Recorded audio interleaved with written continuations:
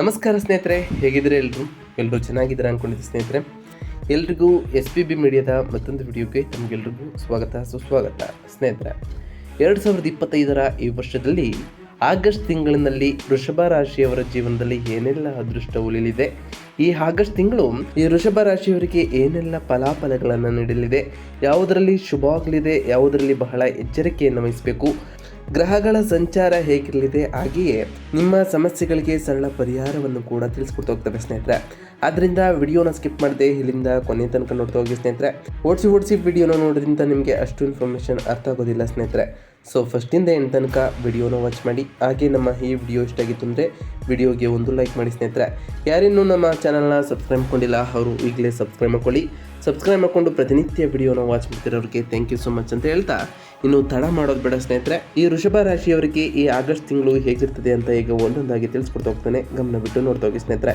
ಮೊದಲನೇದಾಗಿ ಈ ಆಗಸ್ಟ್ ತಿಂಗಳಿನಲ್ಲಿ ಗ್ರಹಗಳ ಸಂಚಾರ ಹೇಗಿರ್ತದೆ ಅಂತ ಕೇಳೋದಾದರೆ, ಸೂರ್ಯಗ್ರಹದ ವಿಚಾರಕ್ಕೆ ಬರೋದಾದರೆ, ಆತ್ಮ ಮತ್ತು ಶಕ್ತಿಯ ಕಾರಕನಾದಂತಹ ಸೂರ್ಯನು 17 ಆಗಸ್ಟ್ 2025ರಂದು ತನ್ನ ಕ್ಷೇತ್ರವಾದಂತಹ ಸಿಂಹರಾಶಿಗೆ ಪ್ರವೇಶವನ್ನು ಮಾಡೋ ಕಾರಣದಿಂದಾಗಿ ನಿಮ್ಮ ಆತ್ಮವಿಶ್ವಾಸ, ನಾಯಕತ್ವದ ಗುಣಗಳನ್ನು ನಿಮ್ಮಲ್ಲಿ ಹೆಚ್ಚಿಸ್ತಾ ಬರ್ತದೆ ಸ್ನೇಹಿತರೆ. ಮತ್ತು ಸರ್ಕಾರಿ ವಲಯಗಳಲ್ಲಿ ಕೆಲಸ ಮಾಡುವವರಿಗೆ ಅನುಕೂಲಕರವಾದಂತಹ ಫಲಿತಾಂಶಗಳು ಕೂಡ ಸಿಗ್ತಾ ಹೋಗ್ತದೆ. ಇನ್ನು ಶುಕ್ರ ಗ್ರಹದ ವಿಚಾರಕ್ಕೆ ಬರೋದಾದರೆ, ಪ್ರೀತಿ ಮತ್ತು ಸುಖದ ಕಾರಕನಾದಂತಹ ಶುಕ್ರ 21 ಆಗಸ್ಟ್ 2025ರಂದು ಕಟಕ ರಾಶಿಗೆ ಪ್ರವೇಶವನ್ನು ಮಾಡ್ತಾನೆ ಸ್ನೇಹಿತರೆ.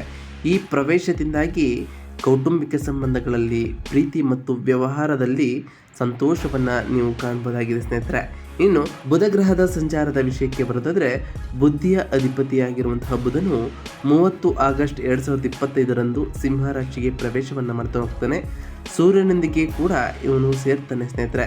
ಇದರಿಂದ ಬುಧಾದಿತ್ಯ ಯೋಗವನ್ನು ರೂಪುಗೊಳ್ತಾ ಹೋಗ್ತದೆ. ಇದು ನಿಮ್ಮ ಬುದ್ಧಿವಂತಿಕೆ ಮತ್ತು ಶಿಕ್ಷಣವನ್ನು ಒಳ್ಳೆಯ ರೀತಿಯಲ್ಲಿ ತರಲು ಸಹಾಯವನ್ನು ಮಾಡ್ತಾ ಹೋಗ್ತದೆ ಸ್ನೇಹಿತರೆ. ಇನ್ನು ಶುಭಕಾರಕನಾದಂತಹ ಗುರುವಿನ ವಿಚಾರಕ್ಕೆ ಬರೋದಾದರೆ, ಗುರು ಜ್ಞಾನ ಮತ್ತು ಅದೃಷ್ಟದ ಕಾರಕನಾದಂತಹ ಗುರು ಈ ತಿಂಗಳು ಪೂರ್ತಿ ಮಿಥುನ ರಾಶಿಯಲ್ಲೇ ಇರ್ತಾನೆ ಸ್ನೇಹಿತರೆ.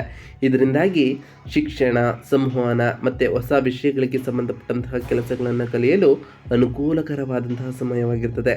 ಬೌದ್ಧಿಕ ಚರ್ಚೆಗಳಿರ್ಬೋದು, ಹಾಗೆ ಯೋಜನೆಗಳ ಮೂಲಕ ಅಭಿವೃದ್ಧಿಯೂ ಕೂಡ ನಿಮಗೆ ಈ ಗುರುವಿನಿಂದ ಸಿಗ್ತಾ ಹೋಗ್ತದೆ. ಇನ್ನು ಶನಿ, ಮಂಗಳ, ರಾಹು ಮತ್ತು ಕೇತುಗಳ ಸ್ಥಾನದ ವಿಚಾರಕ್ಕೆ ಬರೋದಾದರೆ, ಶನಿ ಮೀನ ರಾಶಿಯಲ್ಲಿ ಈ ತಿಂಗಳು ಪೂರ್ತಿ ಇರ್ತಾನೆ ಸ್ನೇಹಿತರೆ. ಮಂಗಳ ಕನ್ಯಾ ರಾಶಿಯಲ್ಲಿ ಇರಲಿದ್ದು, ರಾಹು ಕುಂಭ ರಾಶಿಯಲ್ಲಿ, ಕೇತು ಸಿಂಹ ರಾಶಿಯಲ್ಲಿ ತಮ್ಮ ಪ್ರಯಾಣವನ್ನು ಮುಂದುವರಿಸ್ತಾ ಹೋಗ್ತಾರೆ. ಇದು ದೀರ್ಘಕಾಲಿಕ ಪರಿಣಾಮವನ್ನು ನಿಮ್ಮ ರಾಶಿಯವರ ಮೇಲೆ ಬೀರ್ತಾ ಹೋಗ್ತದೆ ಸ್ನೇಹಿತರೆ. ಒಟ್ಟಾರೆಯಾಗಿ ಈ ಆಗಸ್ಟ್ ತಿಂಗಳು ಒಂದು ಅದ್ಭುತ ಮತ್ತು ಅತ್ಯಂತ ಯೋಗದಾಯಕದಂತಹ ತಿಂಗಳು ಈ ವೃಷಭ ರಾಶಿಯವರಿಗೆ ಆಗಿರ್ತದೆ. ನಿಮ್ಮ ರಾಶಿಯ ಯೋಗ ಕಾರಕನಾದಂತಹ ಶನಿ ಲಾಭದ ಸ್ಥಾನದಲ್ಲಿ ಮತ್ತು ಧನದ ಕಾರಕನಾದಂತಹ ಗುರು ಧನದ ಸ್ಥಾನದಲ್ಲಿ ಇರೋದರಿಂದ ನಿಮ್ಮ ವೃತ್ತಿ, ಆರ್ಥಿಕ ಮತ್ತು ಕೌಟುಂಬಿಕ ಜೀವನದಲ್ಲಿ ಯಶಸ್ಸು ನಿಮಗೆ ಸೂಚಿಸ್ತಾ ಹೋಗ್ತದೆ. ತಿಂಗಳ ಮಧ್ಯದಲ್ಲಿ ನಡೆಯುವಂತಹ ಸೂರ್ಯನ ಸಂಚಾರವು ನಿಮಗೆ ಮತ್ತಷ್ಟು ಬಲವನ್ನು ನೀಡ್ತಾ ಹೋಗ್ತದೆ ಸ್ನೇಹಿತರೆ. ಅದರಲ್ಲೂ ಸೂರ್ಯಗ್ರಹದ ಸ್ಥಾನವು ನಿಮ್ಮ 4ನೇ ಮನೆಯ ಅಧಿಪತಿಯಾಗಿ ಇರೋದ್ರಿಂದ ನಿಮ್ಮ ಕ್ಷೇತ್ರದಲ್ಲಿ 4ನೇ ಮನೆಯ ಸಿಂಹರಾಶಿಗೆ ಪ್ರವೇಶವನ್ನು ಮಾಡ್ತಾ ಹೋಗ್ತಾನೆ ಸ್ನೇಹಿತರೆ. ಇದರಿಂದ ಸಾಕಷ್ಟು ಬದಲಾವಣೆಯನ್ನು ನೀವು ಕಾಣಬಹುದಾಗಿದೆ. ಈ ಆಗಸ್ಟ್ ತಿಂಗಳಿನಲ್ಲಿ ವೃತ್ತಿ ಮತ್ತು ಉದ್ಯೋಗದ ಸ್ಥಿತಿ ಹೇಗಿರಲಿದೆ ಅಂತ ಕೇಳೋದಾದರೆ, ನಿಮಗಾಗಿ ಇದು ಯೋಗಕಾರಕದಂತಹ ತಿಂಗಳಾಗಿರ್ತದೆ. ಅದರಲ್ಲೂ ವೃತ್ತಿಯಲ್ಲಿರುವವರಿಗೆ ರಾಜ್ಯದ ಅಧಿಪತಿ 10ನೇ ಮನೆಯ ಅಧಿಪತಿಯಾದಂತಹ ಶನಿ ಲಾಭದ ಸ್ಥಾನದಲ್ಲಿ ಇರೋದರಿಂದ ವೃತ್ತಿಪರರಿಗೆ ಇದು ಸುವರ್ಣಾವಕಾಶವಾದಂತಹ ತಿಂಗಳಾಗಿರ್ತದೆ. ಉದ್ಯೋಗದಲ್ಲಿ ಬಡ್ತಿ, ವೇತನ ಹೆಚ್ಚಳ ಮತ್ತು ಅಧಿಕಾರಿಗಳಿಂದ ಸಂಪೂರ್ಣ ಬೆಂಬಲ ನಿಮಗೆ ಸಿಗ್ತಾ ಹೋಗ್ತದೆ ಸ್ನೇಹಿತರೆ. 10ನೇ ಮನೆಯಲ್ಲಿ ರಾಹುವಿನ ಸಂಚಾರವಾಗೋದ್ರಿಂದ ನಿಮ್ಮಲ್ಲಿ ಆತ್ಮವಿಶ್ವಾಸವೂ ಕೂಡ ಹೆಚ್ಚಾಗಿ ಹೊಸ ಜವಾಬ್ದಾರಿಗಳನ್ನು ಸ್ವೀಕರಿಸಲು ಉತ್ಸಾಹವನ್ನು ತೋರಿಸ್ತಾ ಹೋಗ್ತಾರೆ ಸ್ನೇಹಿತರೆ. ಒಟ್ಟಾರೆಯಾಗಿ ಈ ತಿಂಗಳಿನಲ್ಲಿ ಬದಲಾವಣೆಗಳು, ಸೂರ್ಯನು 17 ಆಗಸ್ಟ್ರಂದು ತನ್ನ ರಾಶಿ ಬದಲಾವಣೆಯನ್ನು 3ನೇ ಮನೆಗೆ ಮಾಡೋದರಿಂದ ಪ್ರಯತ್ನಗಳು ನಿಮಗೆ ಫಲವನ್ನು ನೀಡ್ತಾ ಹೋಗ್ತವೆ ಮತ್ತು ಕೆಲವು ಅನುಕೂಲಕರವಾದ ಪ್ರಯಾಣಗಳು ನಿಮಗೆ ಕೈ ಹಿಡಿದು ಹೋಗ್ತವೆ ಸ್ನೇಹಿತರೆ. ಅದರ ನಂತರ ಸುಖದ ಅಧಿಪತಿ ಸೂರ್ಯನು ತನ್ನ ಸ್ವಂತ ಮನೆಯಾದ 4ನೇ ಮನೆಗೆ ಕೇತುವಿನೊಂದಿಗೆ ಸೇರಿರೋದ್ರಿಂದ ಕೆಲಸದ ಹೊರೆ ಹೆಚ್ಚಾಗಿ ಸ್ವಲ್ಪ ಮಾನಸಿಕ ಒತ್ತಡವು ಹೆಚ್ಚಾಗುವಂತಹ ಸಾಧ್ಯತೆ ಇದೆ. ಮೇಲಾಧಿಕಾರಿಗಳೊಂದಿಗೆ ಸಣ್ಣ ಪುಟ್ಟ ತಪ್ಪು ತಿಳುವಳಿಕೆಗಳು ಬಾರದಂತೆ ಜಾಗೃತೆಯನ್ನು ವಹಿಸಬೇಕಾಗಿರುತ್ತೆ ಸ್ನೇಹಿತರೆ. ಇನ್ನು ಆರ್ಥಿಕ ವಿಚಾರಕ್ಕೆ ಸಂಬಂಧಪಟ್ಟಂತೆ ಹೇಳ್ತಾ ಹೋಗೋದಾದರೆ, ಆರ್ಥಿಕವಾಗಿ ಈ ಆಗಸ್ಟ್ ತಿಂಗಳು ನಿಮಗೆ ಬಹಳ ಅದ್ಭುತವಾಗಿರ್ತದೆ.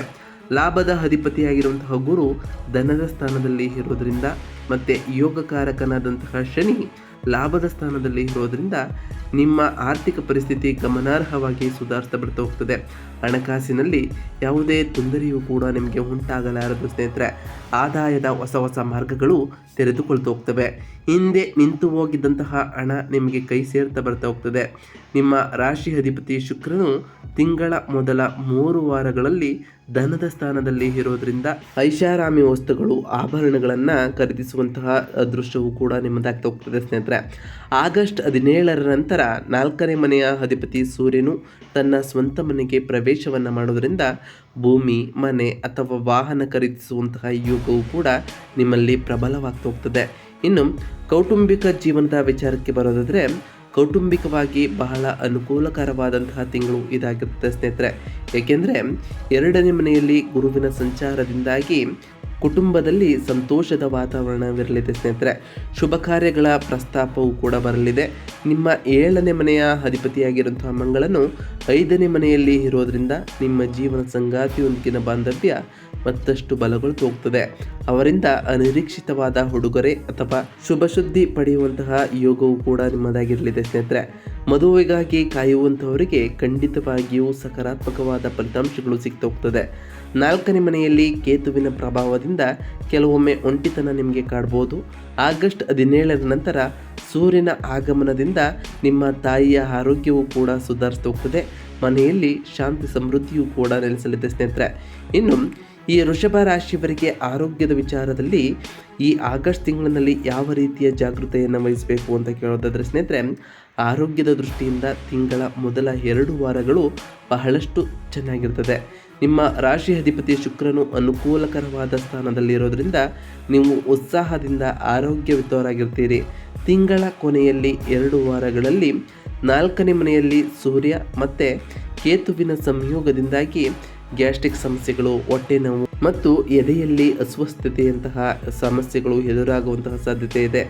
4ನೇ ಮನೆಯಲ್ಲಿ ಕೇತು ಇರೋದರಿಂದ ವಾಹನ ಚಲಾಯಿಸುವಾಗ ಮತ್ತು ಪ್ರಯಾಣವನ್ನು ಮಾಡುವಾಗ ಬಹಳ ಜಾಗರೂಕರಾಗಿ ಇರಬೇಕಾಗುತ್ತದೆ. ಇನ್ನು ನಿಮ್ಮ ಮಾನಸಿಕ ಶಕ್ತಿಯನ್ನು ವೃದ್ಧಿಗೊಳಿಸಲು ವ್ಯಾಯಾಮ ಮತ್ತು ಧ್ಯಾನವನ್ನು ಮಾಡಿ ಸ್ನೇಹಿತರೆ. ನಿಮ್ಮ ದೈಹಿಕ ಶಕ್ತಿಯ ಜೊತೆಗೆ ಮಾನಸಿಕ ಶಕ್ತಿಯೂ ಕೂಡ ವೃದ್ಧಿಯಾಗ್ತಾ ಹೋಗ್ತದೆ. ಹಾಗೆಯೇ ಸಮತೋಲಿತ ಆಹಾರವನ್ನು ಸೇರಿಸೋದ್ರಿಂದ ನಿಮ್ಮ ಆರೋಗ್ಯವು ಉತ್ತಮವಾಗಿರ್ತದೆ ಸ್ನೇಹಿತರೆ. ಇನ್ನು ವ್ಯವಹಾರಕ್ಕೆ ಸಂಬಂಧಪಟ್ಟಂತೆ ವ್ಯಾಪಾರಸ್ಥರಿಗೆ ಇದು ಲಾಭದ ಸುಗ್ಗಿಯ ತಿಂಗಳಾಗಿರ್ತದೆ. ಏಕೆಂದರೆ ಶನಿ ಮತ್ತು ಗುರು ಗ್ರಹಗಳ ಅನುಕೂಲತೆಯಿಂದಾಗಿ ವ್ಯವಹಾರದಲ್ಲಿ ಗಮನಾರ್ಹವಾದ ಬೆಳವಣಿಗೆಯನ್ನು ತರ್ತಾ ಹೋಗ್ತಾರೆ ಮತ್ತು ಆದಾಯವು ದ್ವಿಗುಣಗೊಳ್ತಾ ಹೋಗ್ತದೆ ಸ್ನೇಹಿತರೆ. ಹೊಸ ವ್ಯಾಪಾರವನ್ನು ಪ್ರಾರಂಭಿಸಲು ಅಥವಾ ಇರುವಂತಹ ಪ್ರಸ್ತುತ ವ್ಯಾಪಾರವನ್ನು ವಿಸ್ತಾರ ಮಾಡಬೇಕು ಅಂತ ಅಂದ್ಕೊಂಡಿದ್ರೆ ತಿಂಗಳ ಮೊದಲ 2 ವಾರಗಳು ಬಹಳಷ್ಟು ಅನುಕೂಲಕರವಾಗಿರ್ತದೆ. ತಿಂಗಳ ಕೊನೆಯ ಭಾಗದಲ್ಲಿ ಕೆಲಸದ ಹೊರೆ ಹೆಚ್ಚಾದರೂ ಕೂಡ ಆರ್ಥಿಕವಾಗಿ ಇದು ನಿಮಗೆ ಉತ್ತಮವಾದ ಫಲಿತಾಂಶಗಳನ್ನೇ ತಂದುಕೊಡ್ತಾ ಹೋಗ್ತದೆ ಸ್ನೇಹಿತರೆ. ಇನ್ನು ವಿದ್ಯಾರ್ಥಿಗಳಿಗೆ ಸಂಬಂಧಪಟ್ಟಂತೆಯೇ ವಿದ್ಯಾರ್ಥಿಗಳಿಗೆ ಈ ತಿಂಗಳು ಹೇಗಿರಲಿದೆ ಅಂತ ಕೇಳೋದಾದರೆ, ಈ ತಿಂಗಳಿನಲ್ಲಿ ಮಿಶ್ರ ಫಲಿತಾಂಶಗಳನ್ನು ವಿದ್ಯಾರ್ಥಿಗಳು ಕಾಣ್ಬೋದಾಗಿದೆ ಸ್ನೇಹಿತರೆ. ಏಕೆಂದರೆ 5ನೇ ಮನೆಯಲ್ಲಿ ಮಂಗಳನ ಸಂಚಾರದಿಂದಾಗಿ ಕೆಲವೊಮ್ಮೆ ಏಕಾಗ್ರತೆಯ ಕೊರತೆ ಎದುರಾಗ್ಬೋದು ಅಥವಾ ಓದಿನ ಬಗ್ಗೆ ಅಸಡ್ಡೆಯು ನಿಮಗೆ ಉಂಟಾಗ್ಬೋದು ಸ್ನೇಹಿತರೆ. ಅದಾದ ನಂತರವೂ ನಿಮ್ಮ ಪಂಚಮ ಅಧಿಪತಿಯಾಗಿರುವಂತಹ ಬುಧ ಮತ್ತು ಭಾಗ್ಯದ ಅಧಿಪತಿಯಾಗಿರುವಂತಹ ಶನಿ ಅನುಕೂಲಕರವಾಗಿ ಇರೋದರಿಂದ ನೀವು ಕಷ್ಟಪಟ್ಟರೆ ಬಯಸಿದ ಫಲಿತಾಂಶಗಳನ್ನು ಸಾಧಿಸಬಹುದಾಗಿದೆ.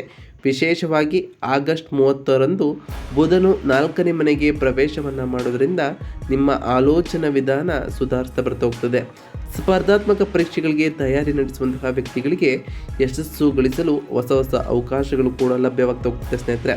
ಒಟ್ಟಾರೆಯಾಗಿ ಈ ಆಗಸ್ಟ್ ತಿಂಗಳು ನೀವು ಬಹಳ ಎಚ್ಚರಿಕೆಯಿಂದ ಇರಬೇಕಾಗುತ್ತದೆ. ಹಾಗೆಯೇ ವಿದ್ಯಾರ್ಥಿಗಳು ಓದಿನಿಂದ ಹೆಚ್ಚಿನ ಗಮನವನ್ನು ಹರಿಸಿದರೆ ಇನ್ನೂ ಹೆಚ್ಚಿನ ಫಲಿತಾಂಶವನ್ನು ನೀವು ಪಡಿಬೋದಾಗಿದೆ ಸ್ನೇಹಿತರೆ. ಇನ್ನು ಈ ಆಗಸ್ಟ್ ತಿಂಗಳಿನಲ್ಲಿ ಈ ವೃಷಭ ರಾಶಿಯವರು ಮಾಡಬೇಕಾದಂತಹ ಸರಳ ಪರಿಹಾರಗಳೇನು ಅಂತ ಕೇಳೋದಾದರೆ, ಈ ತಿಂಗಳು ಅನುಕೂಲಕರವಾದ ಫಲಿತಾಂಶಗಳನ್ನು ಮತ್ತಷ್ಟು ಹೆಚ್ಚಿಸಲು, ಸಣ್ಣ ಪುಟ್ಟ ಸವಾಲುಗಳನ್ನು ನಿವಾರಿಸಲು ನಾವು ತಿಳಿಸ್ಕೊಡುವಂತಹ ಈ ಪರಿಹಾರಗಳನ್ನು ಅನುಸರಿಸ್ತಾ ಹೋಗ್ತೀವಿ ಸ್ನೇಹಿತರೆ. ಶುಕ್ರನ ಅನುಗ್ರಹಕ್ಕಾಗಿ ನಿಮ್ಮ ರಾಶಿ ಅಧಿಪತಿ ಶುಕ್ರನನ್ನು ಪ್ರಸನ್ನಗೊಳಿಸಲು ಪ್ರತಿ ಶುಕ್ರವಾರದಂದು ತಾಯಿ ಲಕ್ಷ್ಮೀ ದೇವಿಯನ್ನು ಪೂಜಿಸಿ, ಲಕ್ಷ್ಮೀ ದೇವಿಗೆ ಪ್ರಿಯವಾದಂತಹ ಬಿಳಿ ಹೂವನ್ನು ಅರ್ಪಿಸಿ ಪೂಜೆಯನ್ನು ಮಾಡೋದ್ರಿಂದ ನಿಮಗೆ ಮತ್ತಷ್ಟು ಶ್ರೇಯಸ್ಸನ್ನು ಲಕ್ಷ್ಮೀ ತಾಯಿ ನೀಡ್ತಾ ಹೋಗ್ತಾರೆ ಸ್ನೇಹಿತರೆ. ಇನ್ನು ಕೇತುವಿನ ಶಾಂತಿಗಾಗಿ 4ನೇ ಮನೆಯಲ್ಲಿ ಕೇತು ಇರೋದ್ರಿಂದ ಉಂಟಾಗುವ ಮಾನಸಿಕ ಒತ್ತಡವನ್ನು ಕಡಿಮೆ ಮಾಡಲು ಪ್ರತಿದಿನ ಗಣಪತಿಯನ್ನು ಪೂಜಿಸುವುದು ಅಥವಾ ಗಣಪತಿ ಸ್ತೋತ್ರವನ್ನು ಪಠಿಸುವುದು ನಿಮಗೆ ಬಹಳ ಒಳಿತಾಗಿರಲಿದೆ ಸ್ನೇಹಿತರೆ. ಇದರಿಂದ ಕೇತುವಿನ ಸಕಾರಾತ್ಮಕ ಪ್ರಭಾವಕ್ಕೆ ನೀವು ಒಳಗಾಗಬಹುದಾಗಿದೆ. ಇನ್ನು ಮಂಗಳನ ಶಾಂತಿಗಾಗಿ ವಿದ್ಯಾರ್ಥಿಗಳು ಏಕಾಗ್ರತೆಯನ್ನು ಹೆಚ್ಚಿಸಲು ಮಂಗಳ ದೇವನ ಪೂಜೆಯನ್ನು ಮಾಡಬೇಕಾಗಿರ್ತದೆ. ಪ್ರತಿ ಮಂಗಳವಾರದಂದು ಸುಬ್ರಹ್ಮಣ್ಯ ಸ್ವಾಮಿಯನ್ನು ಪೂಜಿಸುವುದು ಒಳಿತಾಗಿರುತ್ತದೆ ಸ್ನೇಹಿತರೆ. ಪ್ರತಿ ಶನಿವಾರದಂದು ಆ ಶನೈಶ್ವರ ಜಪವನ್ನು ಮಾಡಿ ಸ್ನೇಹಿತರೆ. ಪ್ರತಿ ಶನಿವಾರದಂದು ಓಂ ಶನೈಶ್ವರಾಯ ನಮಃ ಎಂಬ ಮಂತ್ರವನ್ನು ಜಪಿಸುವುದರಿಂದ ಆ ಶನಿದೇವರ ಸಕಾರಾತ್ಮಕ ಪ್ರಭಾವಕ್ಕೆ ನೀವು ಒಳಗಾಗಬಹುದಾಗಿದೆ ಸ್ನೇಹಿತರೆ. ನಾವು ತಿಳಿಸ್ಕೊಟ್ಟಿರುವಂತಹ ಈ ಎಲ್ಲ ಸರಳ ಪರಿಹಾರಗಳನ್ನು ಈ ವೃಷಭ ರಾಶಿಯವರು ಮಾಡಿದ್ದೇ ಆದರೆ ನಿಮ್ಮ ಜೀವನದಲ್ಲಿ ಸಾಕಷ್ಟು ಬದಲಾವಣೆಯನ್ನು ಕಾಣ್ಬೋದಾಗಿದೆ ಸ್ನೇಹಿತರೆ. ಹಾಗೆಯೇ ನೀವು ಅಂದುಕೊಂಡಂತಹ ಕೆಲಸದಲ್ಲಿ ಉತ್ತಮವಾದ ಯಶಸ್ಸನ್ನು ಕಾಣ್ಬೋದಾಗಿದೆ ಸ್ನೇಹಿತರೆ. ಇದಾಗಿತ್ತು ಇವತ್ತಿನ ಒಂದು ವಿಡಿಯೋ ಸ್ನೇಹಿತರೆ. ವಿಡಿಯೋ ಇಷ್ಟ ಆಗಿತ್ತು ಅಂದರೆ ವಿಡಿಯೋಗೆ ಒಂದು ಲೈಕ್ ಮಾಡಿ. ಯಾರೇನೋ ನಮ್ಮ ಚಾನಲ್ನ ಸಬ್ಸ್ಕ್ರೈಬ್ ಮಾಡಿಲ್ಲ ಅವರು ಈಗಲೇ ಸಬ್ಸ್ಕ್ರೈಬ್ ಮಾಡಿ ಸ್ನೇಹಿತರೆ.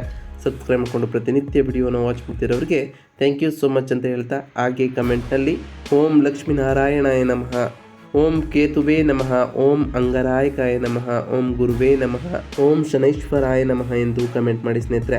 ಆ ಶನಿದೇವರು ಮಂಗಳದೇವ ನಿಮಗೆ ಆಯುಷ್ಯ ಆರೋಗ್ಯ ಸಮೃದ್ಧಿಯನ್ನು ಕೊಟ್ಟು ಕಾಪಾಡಲಿ ಅಂತ ದೇವರಲ್ಲಿ ಕೇಳ್ಕೊಳ್ತಾ ಇವತ್ತಿನ ಒಂದು ವಿಡಿಯೋನ ಮುಗಿಸ್ತಿದ್ದೀನಿ ಸ್ನೇಹಿತರೆ. ಸಿಗ್ತೀನಿ ಮತ್ತೊಂದು ವಿಡಿಯೋದೊಂದಿಗೆ. Thank you for watching.